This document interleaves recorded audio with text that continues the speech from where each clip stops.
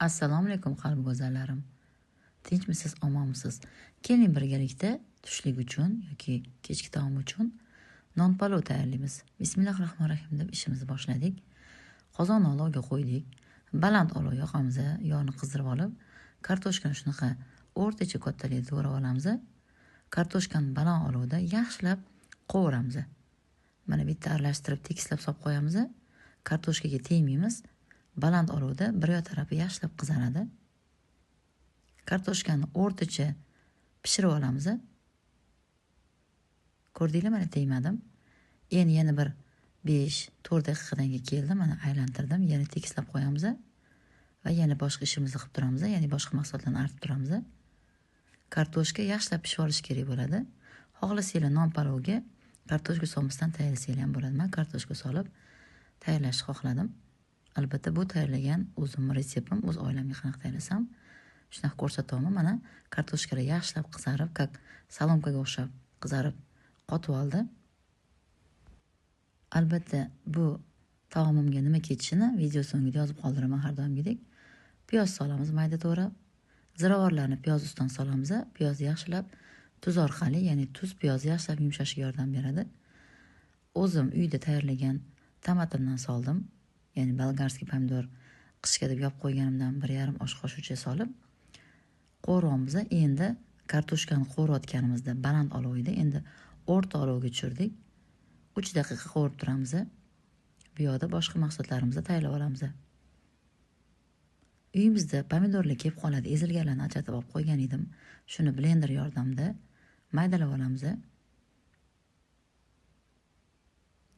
Qizijo'rlar tayyorlab ko'ring, albatta juda ham mazali chiqadi. Bir pasda tezda uyda go'sht bo'lmay qoladi. Masalan, har xil sharoit bo'lib qoladi. Go'sht bo'lmasa ham juda ham mazali chiqadigan taomlarimizdan biri. Juda kam xarj. Uyimizdan nonla suv qochib qolishi mumkin shunaqada.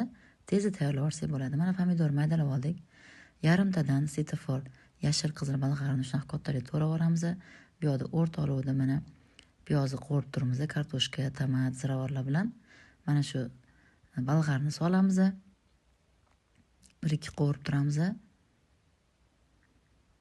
O'rta olovda albatta qizajonlar. Albatta tayyorlab ko'ringlar. Endi mana suv qochgan nonlarimizni olamiz. To'raymiz. Menda 1,5 ta non ketdi. Uvol qilmaymiz. Non shoxlarini bittalab terib olamiz. Qizajonlar ahamiyat beramiz har doimgidek. Non bo'laklarini xohlasanglar sal maydaroq to'raylar. Men katta to'radim. Chunki mayda to'rasam juda ham yumshab ezilib ketib qolmasin dedim. Non ko'rinib tursin degan maqsadda. Kartoshkani esa o'rtacha kattalik to'radim. Shu qovurilganda pishib ketadi. Ko'ryapsizlar?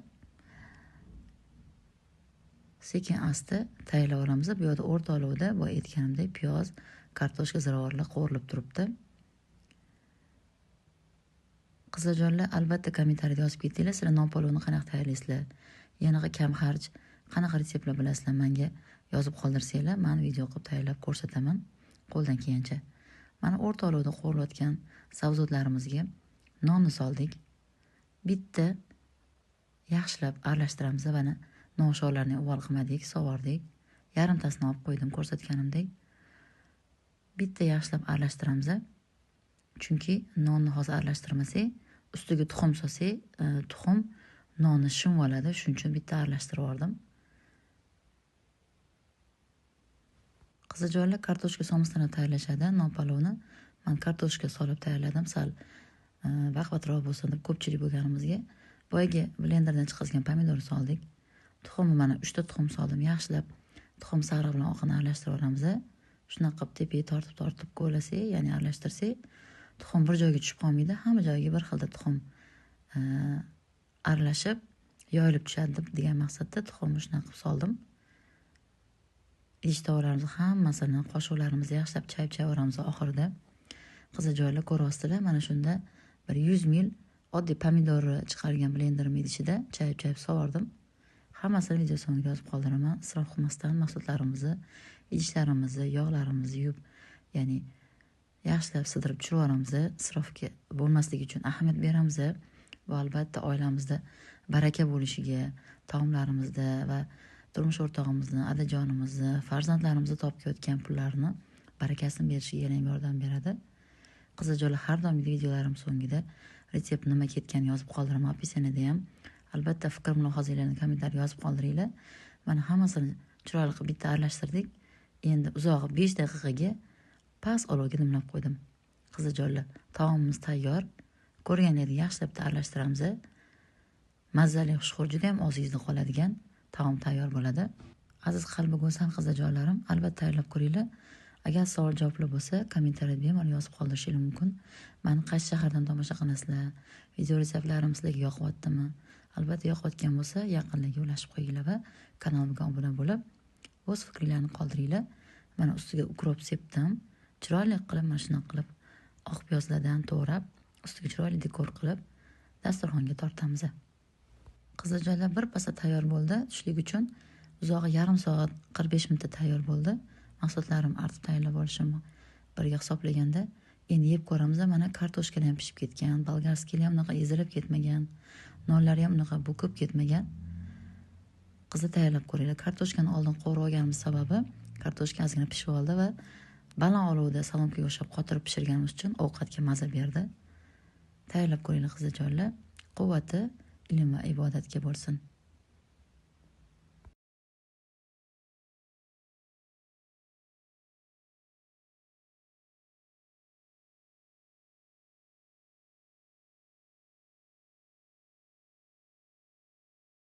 Keling birgalikda mazali bulg'or do'lmasi taomini pishiramiz. Bismillahirrohmanirrohim deb ishimizni boshlaymiz. Qizajonlar, bu taomni meni ikkita farzandim, qizim va kichkina o'g'lim juda ham yaxshi ko'rishadi va juda ko'p insonlar bu taomni maza qilib yeysa kerak. Endi mana ko'ryapsizlar, bolgarskilarni chiroylilarini tanlab oldik. Yara joylari bo'lsa solmaymiz, teshiklari bo'lsa. Mana shu holatda sekin videoda ko'rsatilgandek bitta ham urug'ini qoldirmasdan bandalardan tozalab olamiz. Ehtiyot bo'linglar. Bolgarskilarimiz, ya'ni bulg'orlarimiz yorilib ketmasin. Chetidagi ozgina mana shu joylarni olamiz, suyuqatligi o'zini sho'rvasiga ham to'g'rab sovursak bo'ladi. Men 3 kilo bolg'ar ishlatdim. Nima ketishini video so'ngida o'zbekcha holida ham yozib qoldiraman. Mana shunaqa mayda qilib piyoz to'rab oldik. Qiyma go'shti soldik, mol qiymasi. Guruch 3 marta yuvib, albatta toshidan tozalab soldik. Ziravorlar soldik. Ana endi pomidor, chesnok, ko'katlardan mayda qilib to'g'rab solamiz. Agar pomidor bo'lmasa, tomat pastasi ozgina solishimiz mumkin yoki qishga yopilgan qizartiradigan ham solish mumkin. Qo'l yordamida mana shunday chiroyli qilib qiymani aralashtirib olamiz. Bu taomni qizim mazali qilib pishirdi. Men operator bo'lib videoga olib turdim va montaj qildim. Albatta tayyorlab ko'ringlar. Mehr bilan mana shunday qilib qiymalarni ko'ryapsizlar, to'ldirib olmaymiz. Mana ko'rganingizda bitta barmoq sig'adigan holatda qoladi. Chunki guruchlarimiz sho'rvada pishganda semiradi, ishadi. Shunga bolg'arlarimiz yorilib ketishi kerak emas. Butun bo'lib chiqish kerak bo'ladi. Mana shunaqa bitta barmoq solinganda sig'ish kerak bo'ladi qizajonlar. Shu holatda hamma bolg'arlarni sabr bilan sekin-sekin solib chiqamiz. Qizajonlar, har doimgidek videolarimda bittalab tushuntirganimdek, birinchi marta shu bolg'ar sho'rvasini, ya'ni bulg'or do'lmasini tayyorlayotgan yoz qizchalarimiz bo'ladimi, kelinlarimizmi, kim bo'lsa ham, erkaklar ham tayyorlaymiz sizga qarab deyishadi kommentariyada. Bittalab maydalab tushuntiraman, xatolarim bittalab aytib o'taman.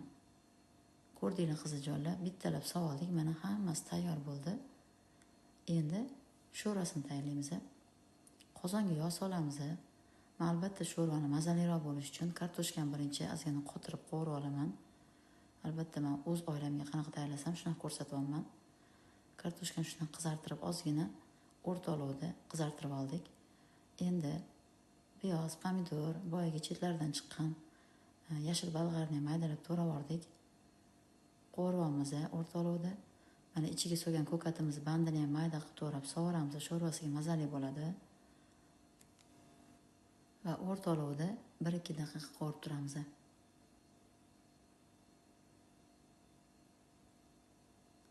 Qizajonlar, ziravorlar sho'rvasiga ham solamiz. Qizil paprika, maydalangan kashnis, tuz solib aralashtiramiz. 3-5 daqiqa qovurib turamiz. Endi suv solamiz. Suvni men 4 litr soldim. Sizlar albatta oila a'zolarga qarab bu sho'rvani kam ko'proq tayyorlaysizlar. Shu bolg'arlarni, ya'ni tayyor hozir solingan bolg'arlarni solganimizda suv ustini yopib turish kerak bo'ladi, ko'mib turish kerak bo'ladi. Xohlasanglar suvni ko'proq qilib sho'rvali qilinglar. Xohlamasanglar suvni kamroq solib, o'zini quyuq qilib yesanglar ham, tanovul qilsanglar ham, dasturxonga tortsanglar ham bo'ladi. Mana qo'rilgan kartoshkamizga yarim qozoncha qaynagan suv solib turdim. 20 minutcha qaynatib qo'ydim. Kartoshka yarim pishib oldi va tayyor qiyma solingan bolgarskilarimizni soldik. Mana hammasini solib oldim. Kattaroq qozonga soldim. Mana ko'ryapsizlar, sekin-sekin zichlab joylashga harakat qilmay, ezib olmanglar, teginglar yorilib ketadi bo'lmasa. Ko'ryapsizlar, suv solib, shu ustidagi bolg'arlarim yarim kirib turibdi.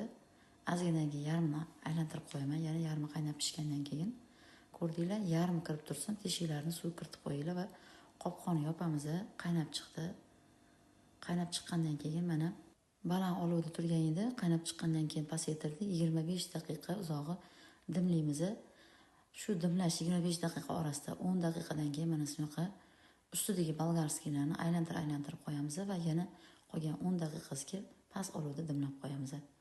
Qizijonlar mana hech qanaqa yorilib ketmasdan chiroyli bo'lib sho'ralar bilan pishdi. Chunki biz ichiga nig'zichlab qiyma solmadik. Hammasini olib ozgina sovutamiz. Mana bolajonlarim xuddi marojniga o'xshab qo'llarida ushlab yeb yurishadi. Sho'rvasi mana kattalarimizga sho'rvasi bilan yonida shunaqa chiroyli qilib zirovirlar, ya'ni ko'katlar bilan dasturxonga tortamiz. Ozgina sovigandan keyin juda ham ishli bo'ladi. Qizijonlar albatta tayyorlab ko'ringlar. Sizlarga ham tavsiya qilaman. Albatta sizlar yoki katta yoshdagi ayollarimiz tayyorlab ko'rishgandir. Bu albatta o'zim oilamga qanaqa tayyorlasam shuni ko'rsatdim. Tayyorlab ko'ringlar, sizlarga qanaqa tayyor bo'ladi. Qiymasini albatta ko'p kam solinishi o'zingizlar sharoitingizga qarab solinadi. Aziz qalbi go'zal qizijonlarim, mana ozgina qiymadan, bolgarskidan qolgan edi, qozonga sig'madi, ko'proq bo'lib qoldi. Shuni yaxlatish uchun strech qilib xolodilnik nusxonasiga qo'yib qo'ydim. 10 kun davomida albatta pishirib tayyorlab yedirdim. Oila a'zolarimga berdim. Qizijonlar, har bir tayyorlayotgan taomlarimiz quvvati ilm va ibodatga bo'lsin.